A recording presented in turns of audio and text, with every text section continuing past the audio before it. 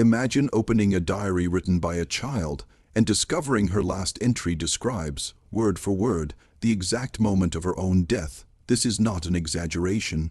In 1881, in the rural town of Ashford, Massachusetts, a young girl's journal was found beneath her pillow, its final sentences describing her own suffocation, her own burial, and the names of those who would stand at the graveside.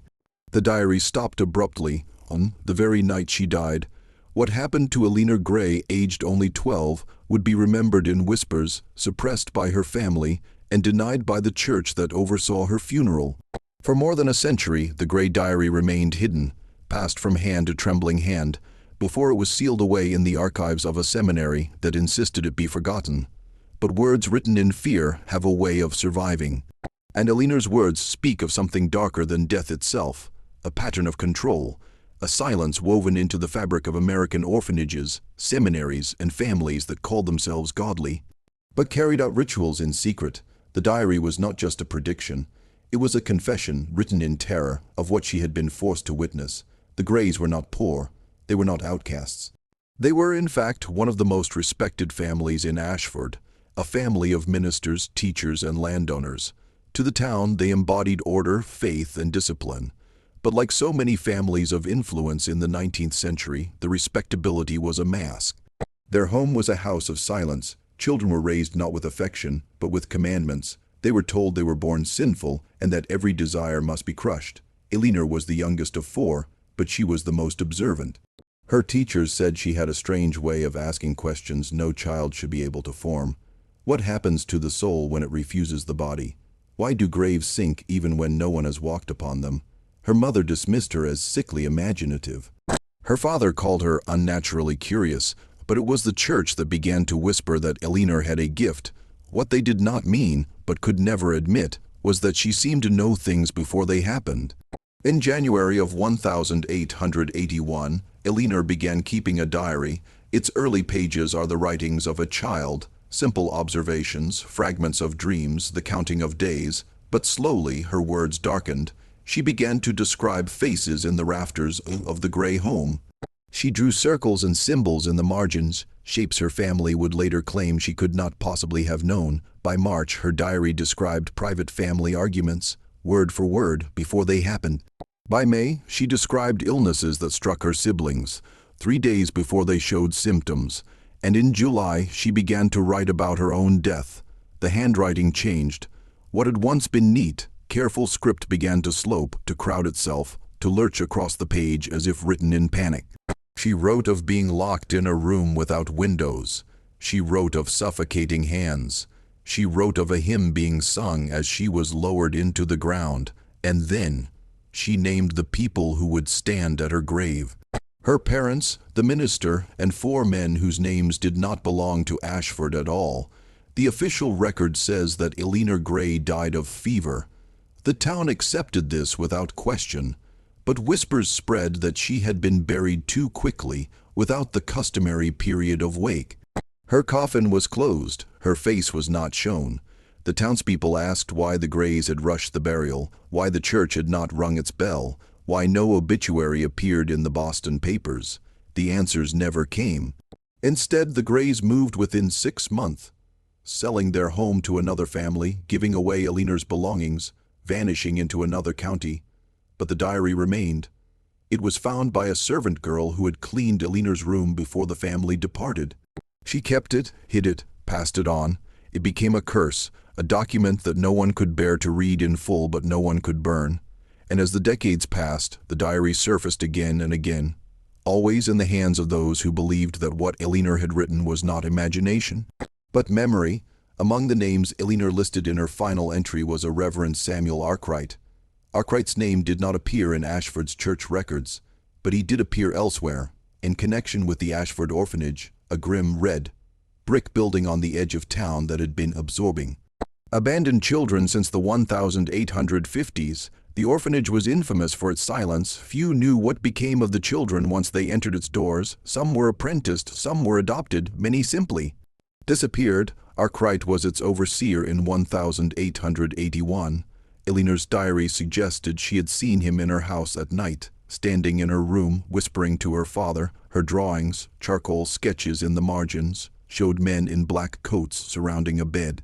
The bed had no mattress. It looked unmistakably like a coffin. The servant girl who found Eleanor's diary, her name was Margaret Doyle, was barely 16.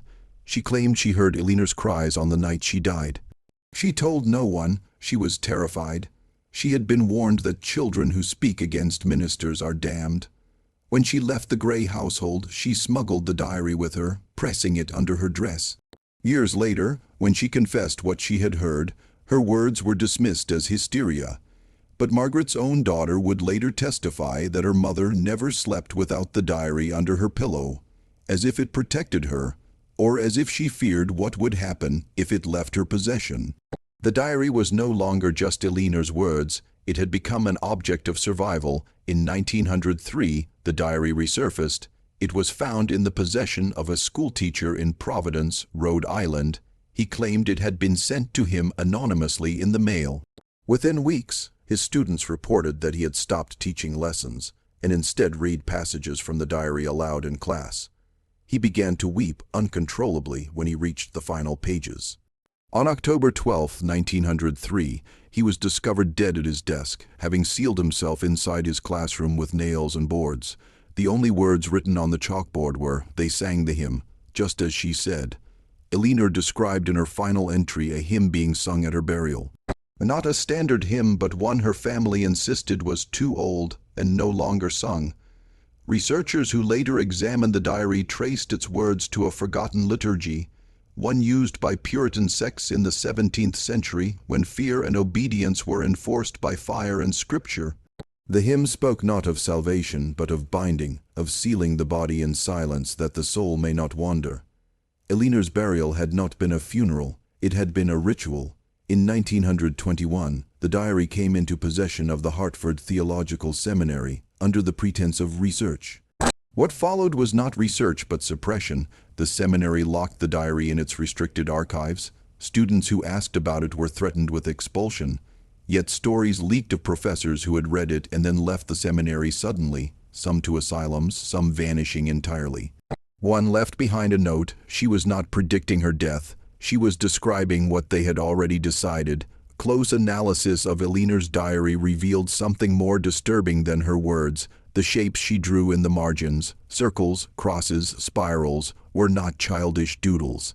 They matched symbols later identified with mortuary rituals in rural New England, a secret code passed between undertakers, ministers, and physicians who worked in collusion. The diary was not merely a private record. It was evidence that Eleanor had been made to witness the workings of a hidden system that decided which lives were ended and which were preserved. Local records show that Eleanor Grey's grave in Ashford no longer exists. The cemetery register lists her burial plot, but when researchers attempted to exhume it in the 1930s, they found nothing but empty soil. Other children's graves from the same period were also missing. Not vandalized, not destroyed, simply gone. It was as if the bodies had never been buried there at all. Eleanor's diary mentioned the names of children who never appeared in Ashford's birth records. Cross-referencing with orphanage registers revealed their existence. Orphans admitted and then never released. No adoptions, no deaths, just silence. The conclusion was horrifying. Eleanor had seen them taken, one by one, into the Grey household itself. Her diary suggests they were kept not as children, but as offerings. Why did the Greys leave Ashford so suddenly after Eleanor's death?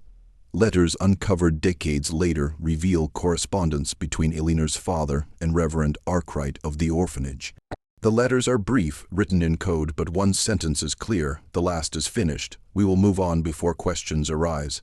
The Grey family was not grieving. They were relocating to begin again.